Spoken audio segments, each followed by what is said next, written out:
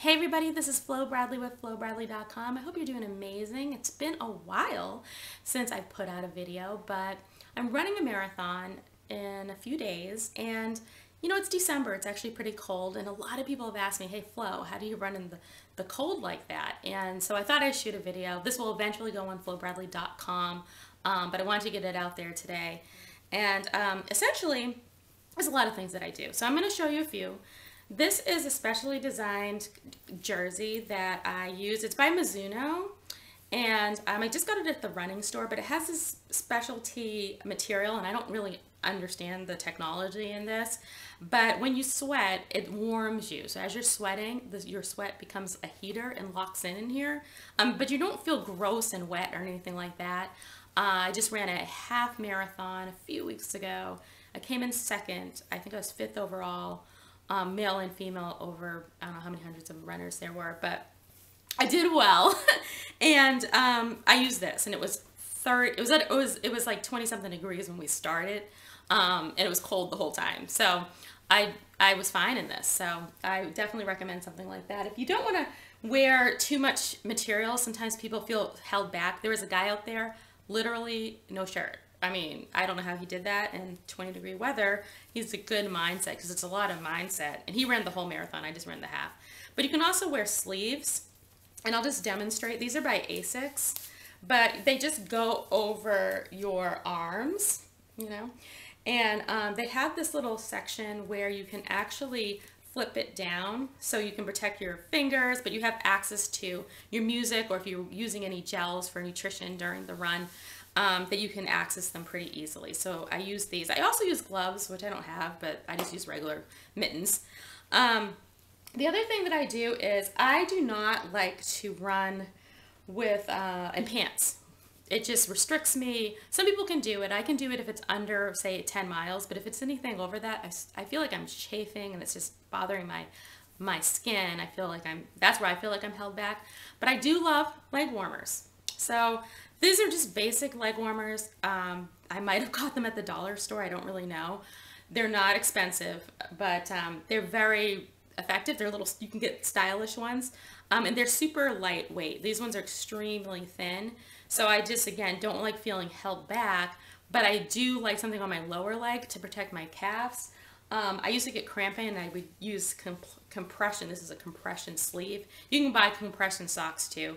I don't like them, so I use leg warmers, and it still gives me that little tucked in feeling where my calf is kind of squeezed in, because I was having issues there, like I said. I actually controlled that with nutrition, and just increased my potassium with a lot of sweet potatoes. Actually, I would eat sweet potatoes every single night, and that seemed to help. But I'm digressing. We're talking about running in cold weather. Another thing that I do is I double up on my socks. Hold on. It fell. So I love Merrell socks. So I use these on my base of my foot. You want to make sure you put socks on correctly, so take your time with that. John Wooden, who's the winningest coach in basketball history, he would always he would always show people how to put their socks on. But the reason why he did that, even though these were elite players and they probably know how to play basketball, he would say that because he didn't want them getting blisters, and blisters is a real issue for a lot of people.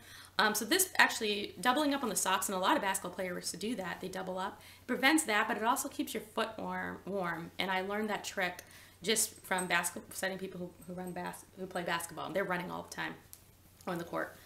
Lastly, I'm about to do a little transformation here, but hold on.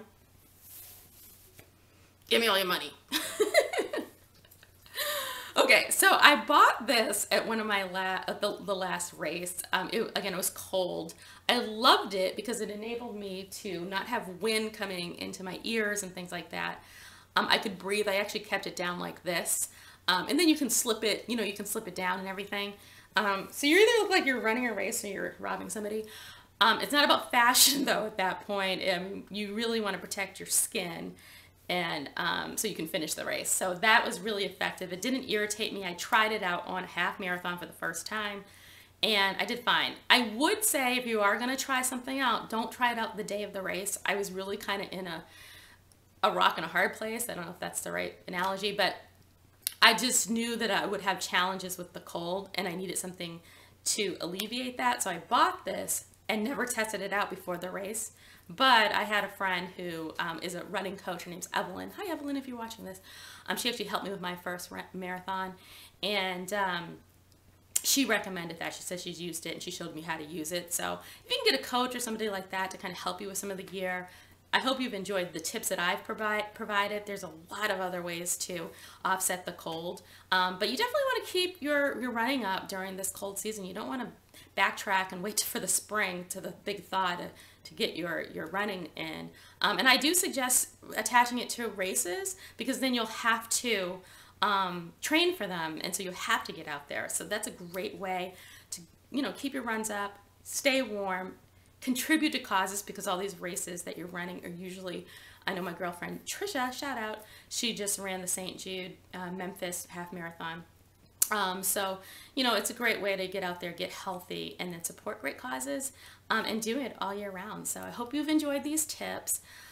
Until we meet again, remember to embrace the beauty of your life's journey. And this is Flo Bradley with FloBradley.com. Don't forget to share, like, and subscribe once this goes up on my FloBradley.com site to this website for more tips and tools and ways to empower you and your dreams. So next time, and I hope you're doing amazing. Bye.